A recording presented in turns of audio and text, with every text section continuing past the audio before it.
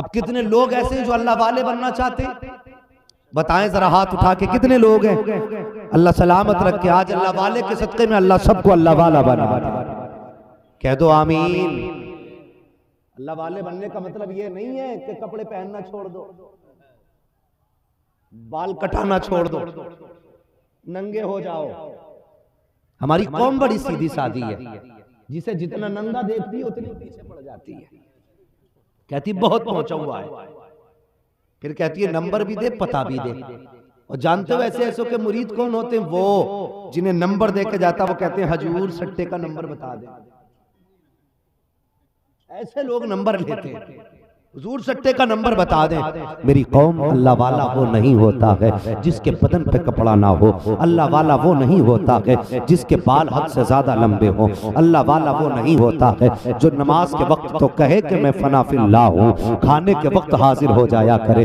اللہ والا وہ نہیں ہوتا ہے جس کو اپنے عیش کا تو پتا ہو لیکن امت کے لیے آنسو بہانا نہ جانتا ہو۔ اللہ والا وہ ہوتا ہے اگر روتا ہے تو حضور کے عشق میں رویا کرتا ہے، چلتا ہے تو اخلاق مصطفیٰ کا تیور بن کے چلا کرتا ہے۔ اللہ والا وہ نہیں ہوتا ہے جس کی نظر جیب پہ ہوتی ہے، اللہ والا وہ ہوتا ہے جس کی نظر دل پہ ہوتی ہے۔ اللہ والا وہ نہیں ہوتا ہے جو ہاتھ تھام کر کے کنیکشن بینک سے جوڑتا ہے، اللہ والا وہ ہوتا ہے جو ہاتھ یہاں پکڑتا ہے رشتہ مدینے والے سے جوڑ دے۔ نعرہ تکبیر، نعرہ رسالت، عرص مقدس، واہ واہ واہ، زندہ باد زندہ باد۔ آمنو میں حمزہ ہے تو آمنو کا منشور ہے، آمنو سے حمزہ سے مراد اللہ والے ہو جاؤ۔ کیا ہونا ہے؟ سارے بولے انشاءاللہ میں سفر لے کے چل رہا ہوں، اللہ والے ہو جاؤ۔ یا اللہ کیا ملے گا؟ فرمایا فَاذْكُرُونِي أَذْكُرُكُمْ، تم میرا ذکر کرو گے میں تمہارا ذکر کروں گا۔ اللہ والے تو بنو، فَاذْكُرُونِي، تم میرا ذکر کرو میں تمہارا ذکر کروں گا۔ تم کہو گے مالک ہمارا ذکر کیسے ہوگا؟ پوچھو اس مزار پہ جا کے اللہ والے سے، ہاتھ باندھ کے کھڑا ہو اور پوچھ بتا دنیا میں کتنے آئے نام و نشان مٹ گئے، بڑے بڑے تاج والے آئے آج ان کی قبروں کے نشانوں کا پتہ نہیں ہے، بڑے بڑے پاور والے آئے آج ان کی قبروں کے نام تک نہیں ہے، بڑے بڑے طاقت والے آئے آج کوئی ان کی قبروں کا پتہ نہیں دے رہا ہے۔ بتا تو صحیح اللہ والے تو نے کون سا کارنامہ انجام دیا ہے کہ تیرا مزار بھی سلامت ہے، تیرا تذکرہ بھی سلامت ہے؟ تو اس صاحب مزار کے قبر انور سے آواز آئے گی، تو نے سنا نہیں ایک بریلی کا منگتا آیا تھا تجھے بتا کے گیا فَاذْكُرُونِي أَذْكُرُكُمْ، تم میرا ذکر کرو میں تمہارا ذکر کروں گا۔ اس مزار سے آواز آئے گی ہم نے ساری زندگی اللہ اللہ کیا ہے، جب سے مزار میں لیٹے گئے خدا کی قسم ساری دنیا آتی ہے اللہ والوں کے تذکرے کرنا شروع کر دیں گے۔ یہ ہے فَاذْكُرُونِي أَذْكُرُكُمْ کا مطلب، ورنہ کیا ضرورت تھی اس مولوی کو 500 کلومیٹر مراد آباد سے بلانے کی؟ کیا ضرورت تھی علماء کو ملک کے کونے کونے سے اکٹھا کرنے کی؟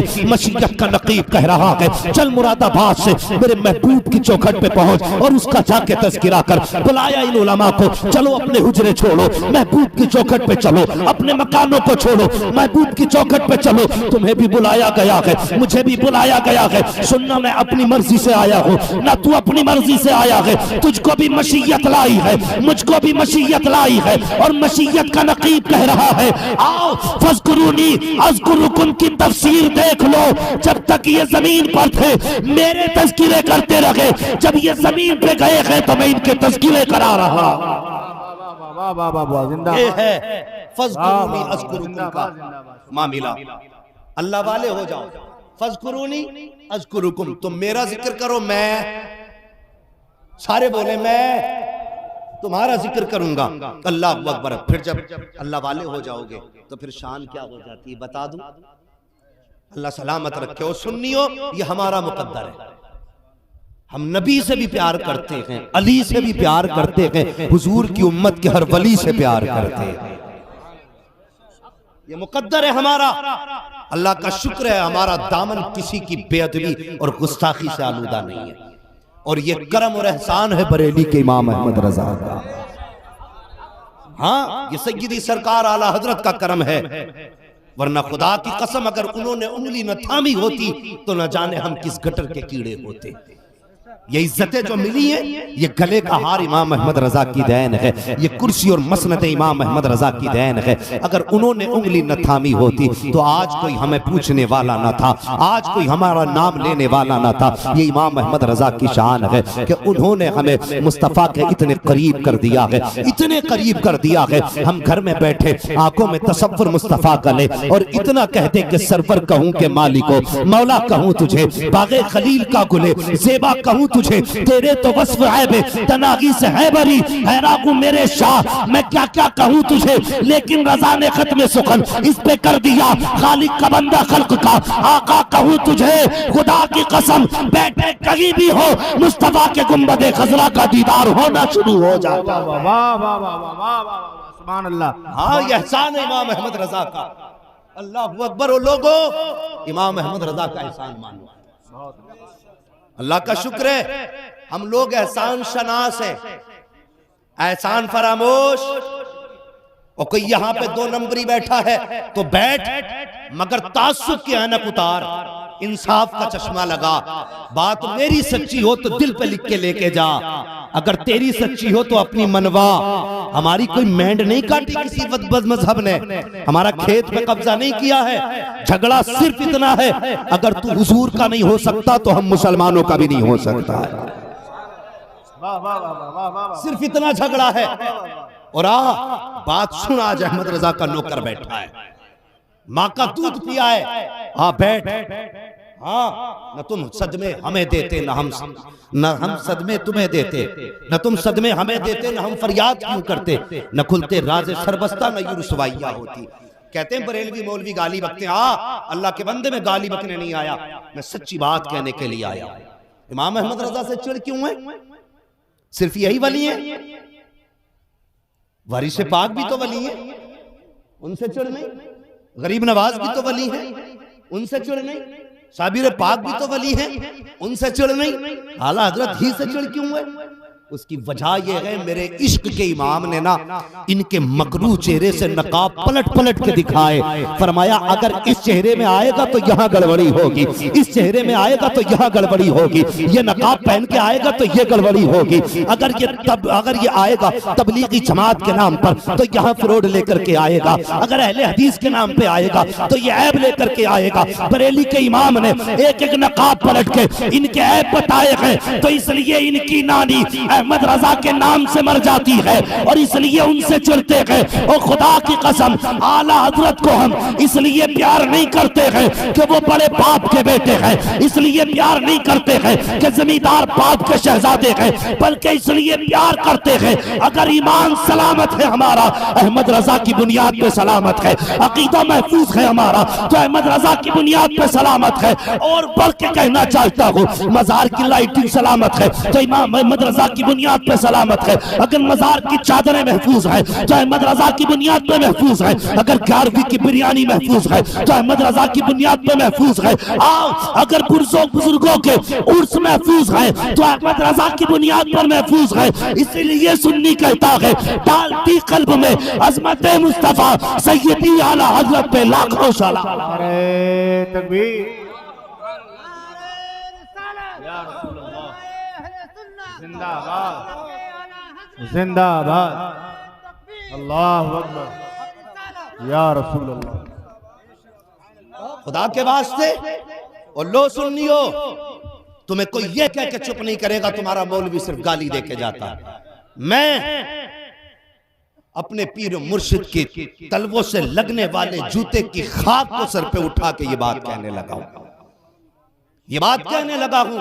خدا کی قسم سب سے پہلے میں تمہیں سینے سے لگاؤں گا، ہر بد مذہب میری بات سن لے، بدعقیدہ میری بات سنے، سب سے پہلے میں تمہیں سینے سے لگانے تمہارے گھر آؤں گا، لیکن شرط صرف اتنی ہے، اپنی وہ کتابیں جن کے اندر باطل عقائد گڑے گئے اور لکھے گئے معاذ اللہ ایسے عقیدے کہ جن کو سن کر کے سنی کا کلیجہ کانپ جائے۔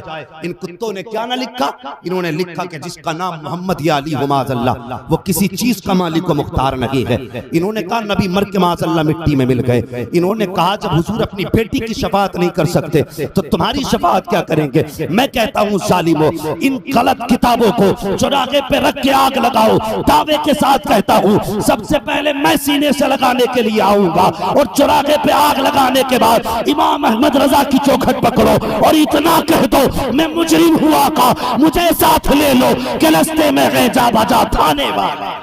نعرہ تکبیر، نعرہ رسالت، مسلک اعلی حضرت، عرص مقدس، نعرہ تکبیر، نعرہ رسالت۔ ہاں، ولیوں کے مزارات کو بت کہنے والے، چیلنج دیتا ہوں، تمہاری ماں نے دودھ پلایا ہے تو 100 سال تک کی اپنی ہسٹری میں ایک اللہ کا ولی دکھا دو۔ ان کی عمر 100 سال سے زیادہ نہیں ہے، 100 سالہ زندگی میں تم ایک بھی اپنی نسل میں ولی دکھا دو۔ مر جاؤ گے ولی نہیں دکھا سکتے، اس لیے کہ ولی ادب والوں میں پیدا ہوتے ہیں، گستاخوں میں پیدا۔ ڈرے کسی چیز کا کیا؟